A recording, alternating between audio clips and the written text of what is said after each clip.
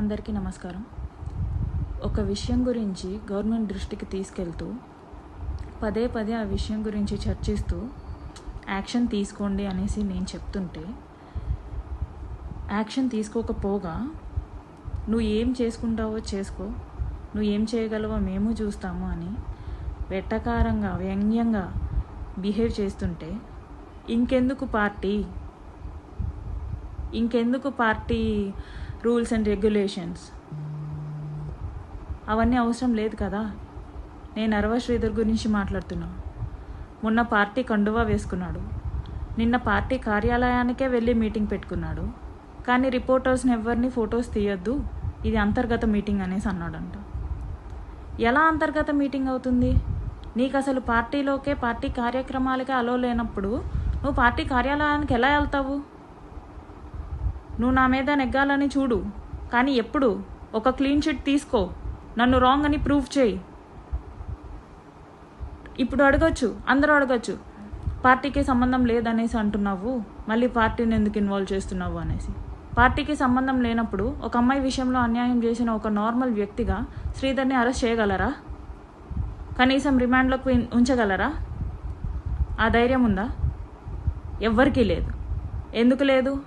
అతను MLA power వాడుతున్నాడు కాబట్టి, అతను ఎమ్మెల్యే పవర్ వాడే బయట తిరగగలుగుతున్నాడు కాబట్టి. అందుకే నేను పార్టీని ఇన్వాల్వ్ చేస్తున్నాను. ఎందుకు వచ్చింది ఎమ్మెల్యే పదవి? పార్టీ ఉంది కాబట్టి వచ్చింది. పవన్ కళ్యాణ్ గారు ఒక కమిటీ వేసినప్పుడు ఆ కమిటీ నీకు ఎటువంటి రిపోర్ట్ లేకపోతే ఇవ్వకపోతే నువ్వు ఎలా బయట తిరుగుతావు? కమిటీ ఒక రిపోర్ట్ ఇవ్వాలి కదా. నువ్వు మంచోడు అనేసే ఈ రిపోర్ట్ ఇవ్వమని చెప్పు, ప్రూఫ్స్తో నువ్వు మంచోడు అనేసే రిపోర్ట్ ఇవ్వమని చెప్పు, వీణ రాంగ్ అని చెప్పేసి ప్రూఫ్స్తో రిపోర్ట్ ఇవ్వమని చెప్పు. అప్పుడు నువ్వు తిరుగు పార్టీ కార్యక్రమాలకి.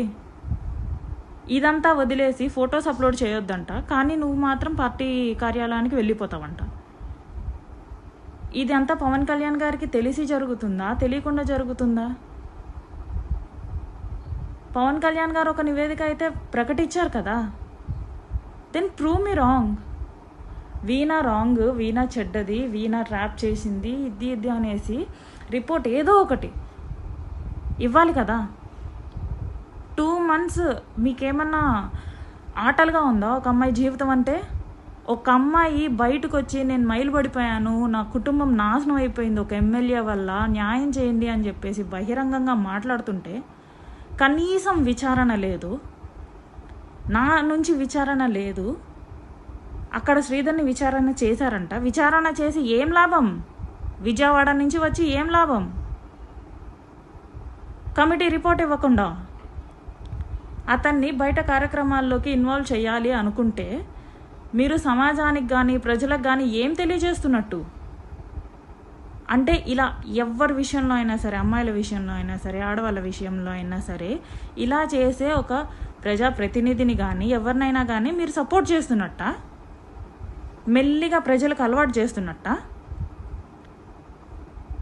రేపు మీ కుటుంబాల్లో కూడా ఇలా జరిగితే ఏం చేస్తారు? మా పార్టీ అని చెప్పేసి ముడుచుకొని కూర్చుంటారా?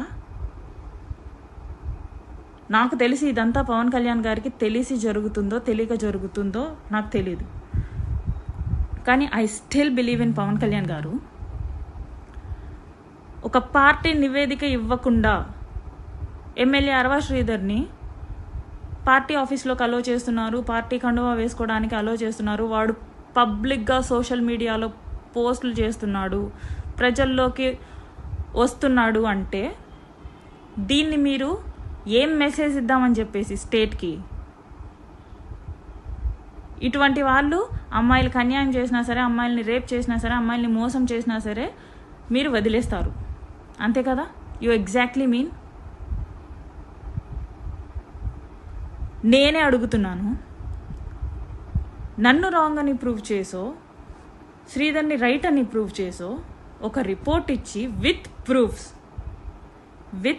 ఒక రిపోర్ట్ ఇచ్చి పార్టీ కార్యక్రమాల్లో అలో చేయండి.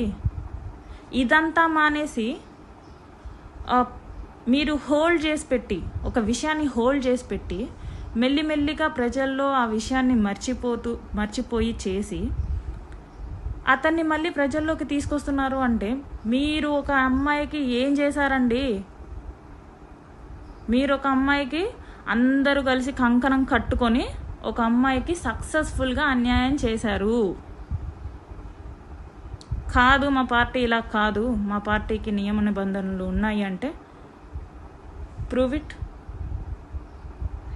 మా పార్టీలో సామాన్యుడైనా ఒకడే, ప్రజాప్రతినిధి అయినా ఒకడే, మినిస్టర్ అయినా ఒకడే అని మీరు చెప్తారు కదా సార్. అమ్మాయిలకు అన్యాయం చేసేది పవన్ కళ్యాణ్ అయినా సరే వదిలేది లేదు అనేసి మీరే కదా సార్ చెప్తారు. నేను ఇప్పుడు అన్యాయం జరిగింది అని చెప్పేసి నేను బయటకు వస్తున్నాను సార్. నా కుటుంబం నాశనం అయిపోయింది, నేను మైలు పడిపోయానని చెప్పేసి గత 3 నెలలుగా నేను చెప్తూనే ఉన్నాను సార్. మీరు తండ్రి స్థానంలోనో ఒక పెద్ద మనిషి స్థానంలోనో ఒక సహృదయంతో మీరు ఒక కమిటీ వేశారు. వెంటనే రియాక్ట్ అయ్యి కమిటీ కూడా వచ్చింది. ఇది పార్టీకి అతీతం అని చెప్పినా కూడా మీరు కమిటీ వేశారు అంటే ఐఎమ్ సో గ్లాడ్ మీరు నాకున్నారు అనేసి. కానీ ఇప్పుడు ఏం జరుగుతుంది? కమిటీ నుంచి ఎటువంటి రెస్పాన్స్ లేదు, ఎటువంటి రిపోర్ట్ లేదు. అక్కడే నేను సగం గెలిచేశాను sir.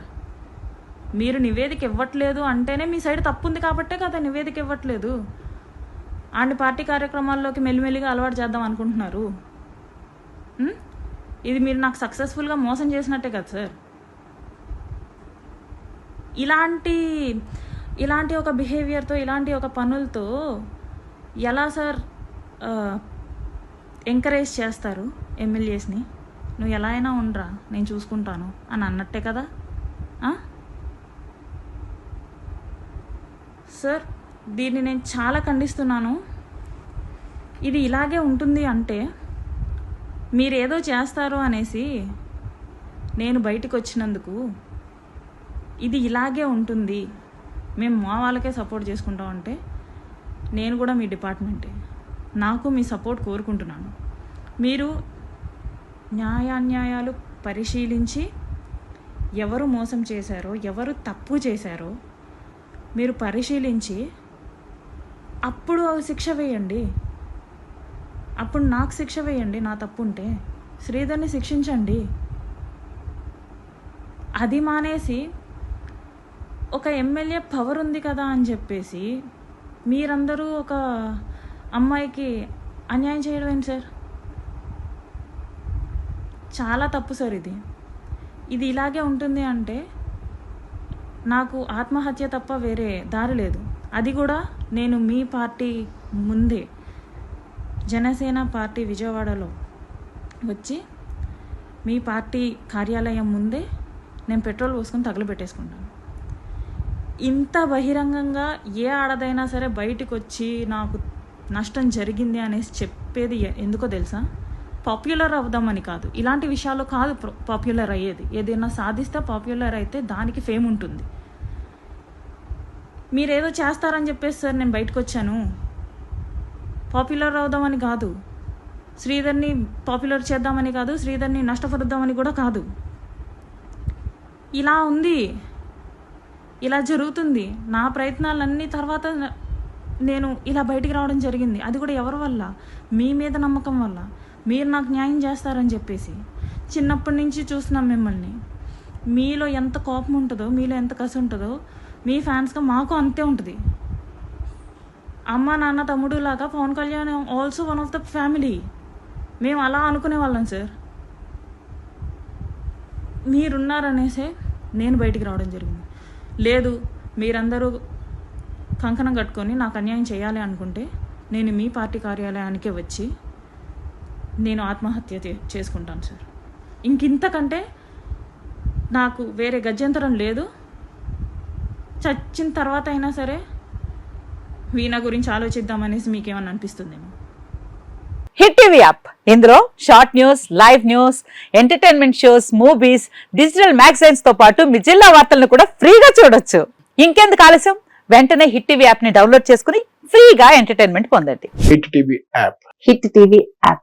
Please download hit TV app. Hit TV యాప్ని ఫ్రీగా డౌన్లోడ్ చేసుకొని ఎంజాయ్ చేయండి. మీకు నచ్చిన ఎంటర్టైన్మెంట్ కోసం హిట్ టీవీ యాప్ ని ఫ్రీగా డౌన్లోడ్ చేసుకుని ఎంజాయ్ చేయండి. హిట్ టీవీ యాప్ ని డౌన్లోడ్ చేసుకుని ఆస్వాదించండి, ఆశీర్వదించండి. ఇంతమంది సెలబ్రిటీలు హిట్ టీవీ యాప్ ని డౌన్లోడ్ చేసుకోండి అని చెప్తున్నారంటే ఎంత మంచి యాప్ ఆలోచించండి. అమెరికా అమెరికా అమెరికా అమెరికాలో చదవాలనుకునే వాళ్ళకి విశ్వసనీయమైన పేరు మన శౌర్య consultancy. UK Law 1 Year Masters. UK Law 1 Year Masters. 2 years work permit up to 5 years visa. Contact Saurya Consultancy. Contact 89851 89851.